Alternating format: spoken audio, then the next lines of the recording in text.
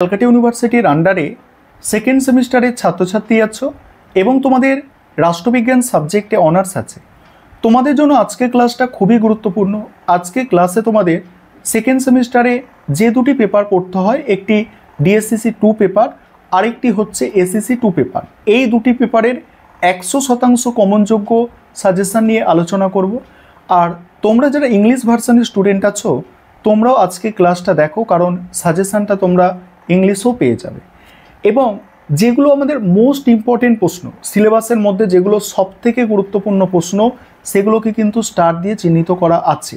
প্রশ্ন একটু বেশি দেওয়া হয়েছে, তবে যেগুলো মোস্ট ইম্পর্টেন্ট প্রশ্ন সেগুলো কিন্তু স্টার দিয়ে চিহ্নিত করা হয়েছে।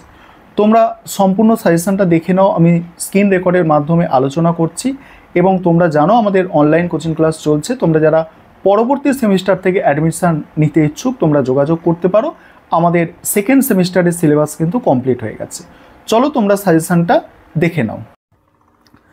এবারে তোমরা সম্পূর্ণ সাজেশানটা দেখে নাও। প্রথমে দেখো ডিএসসিসি 2 যে পেপারটি আছে, পেপারটির নাম হচ্ছে কনস্টিটিউশনাল গভর্নমেন্ট ইন ইন্ডিয়া। এই পেপার থেকে যে প্রশ্নগুলো তোমরা তৈরি করবে দেখে নাও। যেগুলো মোস্ট ইম্পর্টেন্ট প্রশ্ন তার পাশে স্টার দেওয়া হয়েছে। প্রথমেই বলে রাখি, মডিউল 1 থেকে তোমরা দেখবে 10টা প্রশ্ন দেওয়া আছে, তবে প্রত্যেকের পক্ষে কিন্তু এই 10টা প্রশ্ন করা সম্ভব নয়। তাই সেখানে স্টার দিয়ে তোমাদের প্রশ্নের সংখ্যা কমিয়ে দেওয়া হয়েছে।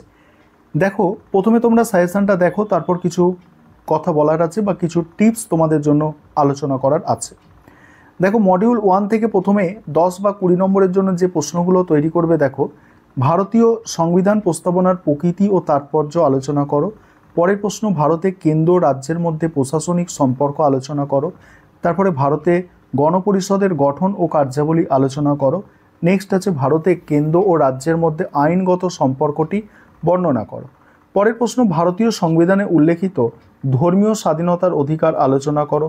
নেক্সট, ভারতীয় যুক্তরাষ্ট্রীয় ব্যবস্থার প্রকৃতি আলোচনা করো।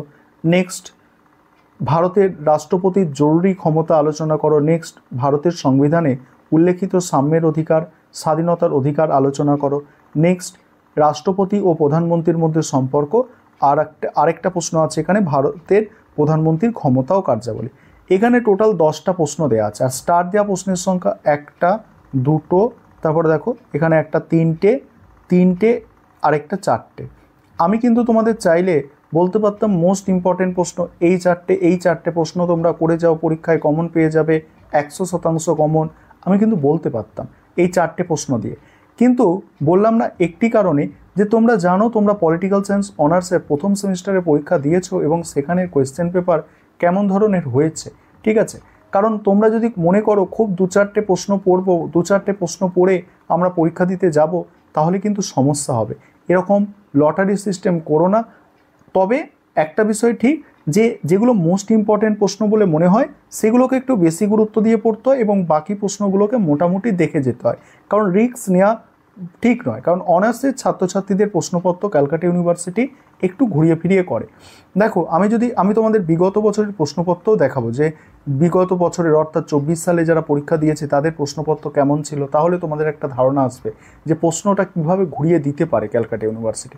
যাই হোক, অনেক কথা বলা হলো, কিন্তু তোমরা মনে রাখবে যে এই 4টে প্রশ্নের প্রশ্ন করেই পরীক্ষা দিতে চলে যাবে এরকম করো না। একটু বেশি সংখ্যক প্রশ্ন তোমরা করো, এবং প্রথমের দিকে যে প্রশ্নগুলো আছে সেগুলো হচ্ছে বেশি গুরুত্বপূর্ণ সাজেশানের। এবং আরেকটা বিষয় বলবো, এখানে 8 নম্বর দাগের যে প্রশ্ন, ভারতের সংবিধানে সাম্যের অধিকার, স্বাধীনতার অধিকার, ঠিক আছে, এই যে প্রশ্ন, এই প্রশ্নটা তোমরা করে চাও। ঠিক আছে, আরেকটা এখানে আছে ধর্মীয় স্বাধীনতার অধিকার। এই 3টে প্রশ্ন যদি করে নাও, একটা 10 বা 20 নম্বরে অবশ্যই কমন পাওয়া যায়।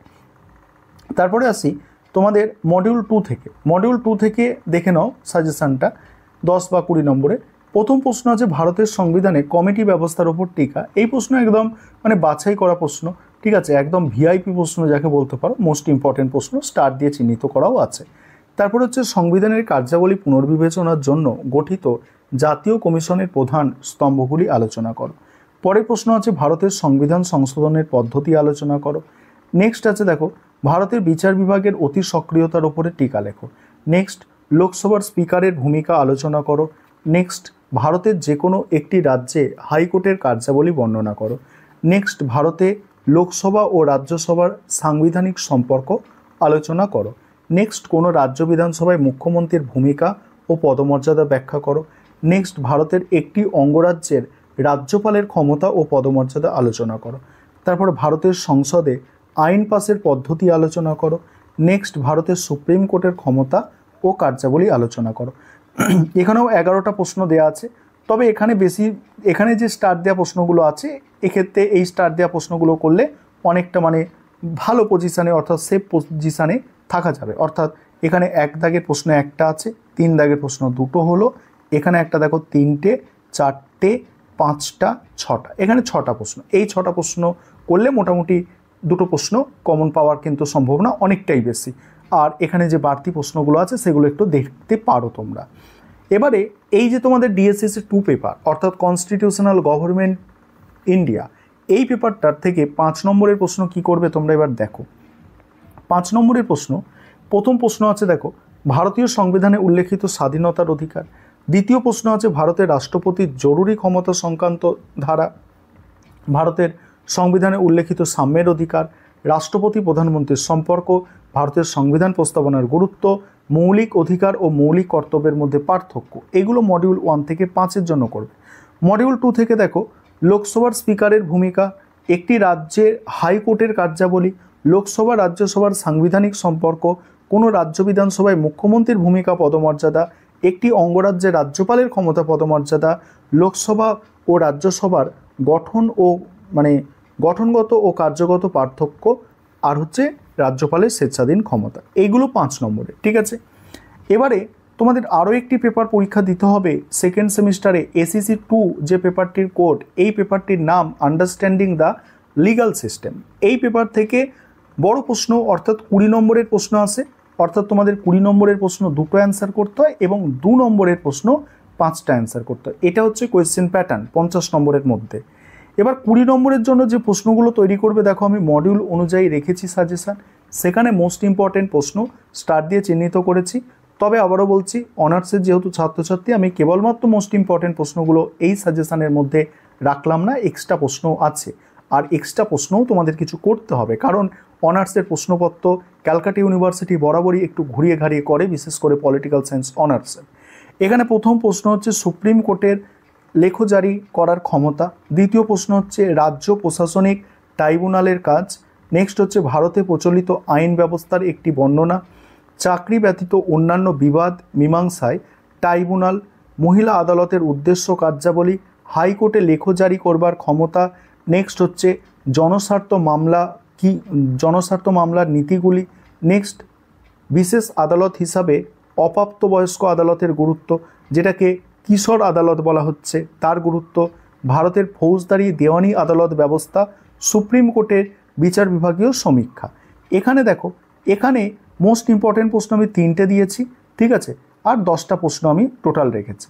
পরের যদি মডিউল দেখো সেখানে লোক আদালতের কার্যাবলী, তারপর জাতীয় আইন পরিষদ কর্তৃপক্ষ, ফৌজদারি প্রশাসনে পুলিশের ভূমিকা, বিবাদ প্রশমনে বিকল্প পদ্ধতি, নারী সুরক্ষা আইন, পারিবারিক আদালত ও গ্রাম ন্যায়ালয়, জনপ্রতিনিধিত্ব আইন 1950-1951, দলত্যাগ বিরোধী আইন আর মহিলা আদালত। এখানে 9টা প্রশ্ন আছে, তার মধ্যে 1, 2, 3, 4, 5টা প্রশ্ন স্টার্ট দেওয়া আছে। আর এই 5টা প্রশ্ন এখান থেকে মডিউল 2 থেকে করলে যথেষ্টই হয়ে যায়।